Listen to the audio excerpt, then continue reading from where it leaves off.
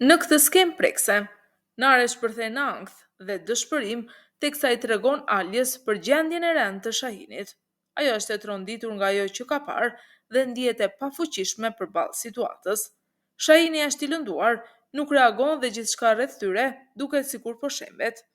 Me vllai Nara ti, Kajën të zhdukur dhe familje në krizë, Nare ndihet e humbur dhe pa drejtim. Nga ana tjetër, Alja përpiqet ta mbaj veten dhe Naren të forta. Ajo nuk e lejon dëshpërimin t'i pushtoj dhe i kujton se nuk ka luksin të dorëzohen. Me fjalë të forta dhe motivuese, Alja thekson se duhet të qëndrojnë në këmbë për ata që ka nevojë për ta, për Xhianin, Kajën dhe vetë Shahinin. Ajo shtyn Naren të mos fokusohet vetëm tek plagët fizike, por të gjejnë forcë për të shëruar shpirtin dhe për të vazhduar përpara.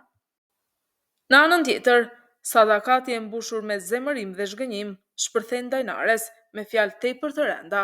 Ajo ndihet e tradhëtuar nga veprimet e vajzës së saj dhe nuk arrin të kuptojë pse Nare vazhdon të qëndrojë pranë njerëzve që sipas saj i kanë sjell vetëm dhimbje familjes. Sadakati kujton situatën e rëndë në të cilën ndodhen. Xhiani dhe Kaja janë në rrezik, Konaku është sulmuar dhe ajo vetë është plagosur. Në këtë gjendje, ajo priste që vajza e saj të vinte në vete dhe të kuptonte realitetin, por përkundrazi, Nare vazhdon të ndjekë rrugën e saj. E pushtuar nga nervat dhe dhimbja, Sadakati shkon deri aty sa mohon lidhjen mes tyre, duke i thënë se nuk ka më një vajzë si ajo dhe se Nare nuk ka më nen. Këto fjalë nuk vinë vetëm nga zemërimi, por edhe nga një ndjenjë e thellë zhgënjimi dhe frike për familjen e saj. Edhe pse e plagosur, Sadakati shkon pranë Boranit, i cili sapo ka dhënë shenja përmirësimi pas një periudhe të gjatë pritjeje. Sadakat duket e raskapitur shpirtërisht, ajo pranon se nuk ka më forcë të presë, pasi çdo ditë i duket si një përjetësi. Në këtë gjendje, ajo përpiqet të marrë kontrollin e situatës, duke u dhënë udhëzime njerëzve përreth dhe duke insistuar që gjithçka të vihet në lëvizje. Kur vjen Alja, situata tensionohet edhe më shumë. Ajo e kritikon Sadakatin për mënyrën se si po sillet dhe për vendimet që po merr në atë moment delikat të saj. Por Sadakati, kokfort dhe e vendosur, nuk të riqet. Ajo këmbgul që duhet të kontaktoj menjëherë Xhianin, duke e parë këtë si diçka të domosdoshme. Alja telefonon Xhianin me kërkesën e Sadakatit, e cila dëshiron me çdo kusht të marrë lajme për Kajën. Në fillim, biseda zhvillohet me tone të qeta, ku Xhian përpiqet ta sigurojë nenën se gjithçka është në rregull dhe se operacioni i tij ka shkuar mirë. Por pas këtyre fjalëve të qeta, fshihet një e vërtetë tjetër. Sadakati e shqetësuar si nen, kërkon menjëherë të di për gjendjen e Kajës dhe madje dëshiron ta dëgjojë zërin e tij. Kjo është pika ku tensioni rritet. Xhiani, për të mos e rënduar më shumë nenën, zgjedh të mos e tregojë të vërtetën dhe justifikohet duke thënë se Kaja është në gjumë. Sadakati, megjithse mundohet të qëndrojë e fortë, nuk e fsheh ankthin e saj dhe i kërkon Xhianit që të mos largohet nga spitali pa parë që gjithçka të shkojë mirë me operacionin. Nga ana tjetër, Xhiani vazhdon të mbaj barrën mbi vete, duke fshehur realitetin për të mbrojtur nenën. Në këtë skenë shumë të tensionuar, Demiri e ka mbyllur Zerrinin në një dhomë, duke e mbajtur kundër vullnetit të saj. Zerrin e friksuar por edhe e vendosur, përpiqet me çdo kusht ta bindë që ta lërë të lirë. Ajo shpërthen kundër tij, duke akuzuar dhe duke refuzuar të qëndrojë aty. Madje kërcënon se nuk do të ushqehet derisa ai të hap derën. Situata bëhet edhe më e rëndë kur përmendet fakti që Zerrini është shtatzan. Demiri përpiqet ta përdor këtë si arsye për ta mbajtur nën kontroll, duke e friksuar se mund të humbas fëmijën. Por Zerrin nuk të riqet.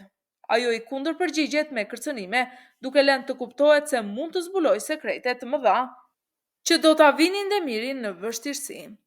Ndërkohë, Demiri tregon anën e tij të errët, duke folur për ndjekjen e Kajës dhe për një plan që dëshiron ta përfundojë, çka e bën situatën edhe më të rrezikshme. Ai është i bindur se ka gjithçka nën kontroll dhe se Zerrin nuk ka ku të shkojë. Por në fund, Zerrin tregohet me zgjuar, ajo i punon një reng dhe arrin të largohet nga dhoma, duke e lënë Demirin të befasuar dhe jashtë kontrollit. Ndërsa në këtë skenë, i pek telefonon Sadakatin për t'i dhënë lajme rreth Kajës. që në fillim ndihet tensioni në bisedë. Sadakati është e shqetësuar dhe kërkon përgjigje të qarta, ndërsa Ipek flet me hezitim dhe emocion. Ipek shpjegon se sa po mori vesh për gjendjen e Kajës, ajo dhe Jati ka ndalë menjëherë për ta kërkuar, por ajo pranon se nuk di asgjë të saktë për vendodhjen e tij. Kjo e nervozon Sadakatin, e cila kërkon me ngulm të di më shumë dhe nuk duron përgjigje të paqarta. Biseda bëhet edhe më e rëndë kur kuptohet se Kaja është i vetëm i plagosur dhe në arati. Ideja që ai mund të jetë diku i braktisur dhe në gjendje të keqe e trondit thellë Sadakatin.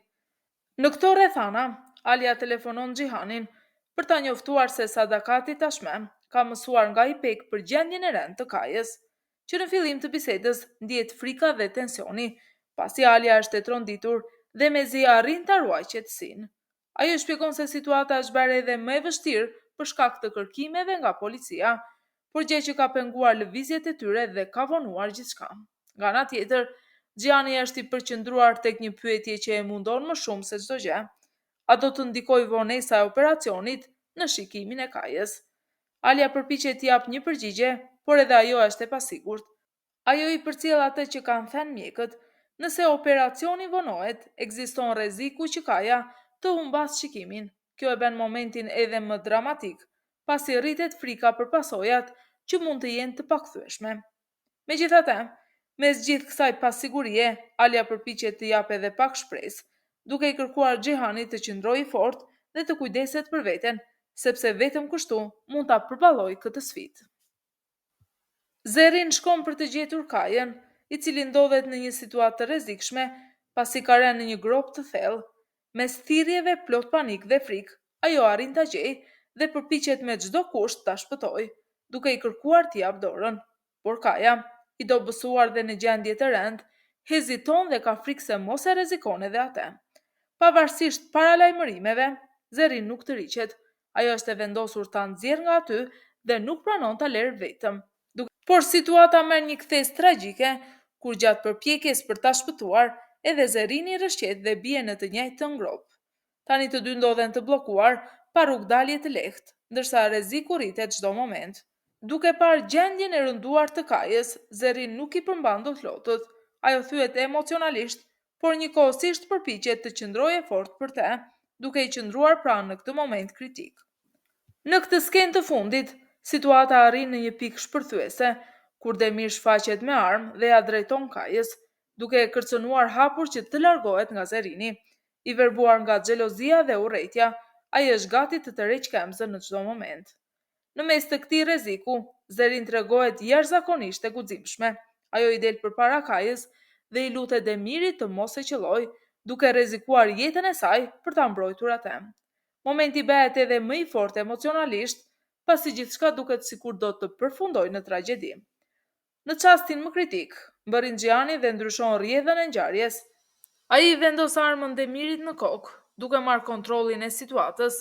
Më pas arrin të nxjerrë nga gropa si Kajën, ashtu edhe Zerinin, duke i shpëtuar nga rreziku i menjëhershëm. Por tensioni nuk përfundon këtu. Xhiani, i mbushur me zemërim, i kërkon Kajës që ta qellojë Demirin dhe t'i jap fund gjithçkaje. Në këtë moment vendimtar, Zerin ndryn përsëri me lot në sy, duke ju lutur të dyve të mos e bëjnë këtë gabim dhe të mos derdhin gjak. Në fund, Kaja merr një vendim që ndryshon gjithçka. Ai refuzon të qellojë Demirin. Arsyeja është e thellë dhe prekse. Zerin mban në bark fëmijën e tij dhe ai nuk dëshiron që ta mbajë në ndërgjegje vdekjen e babait të atij fëmije.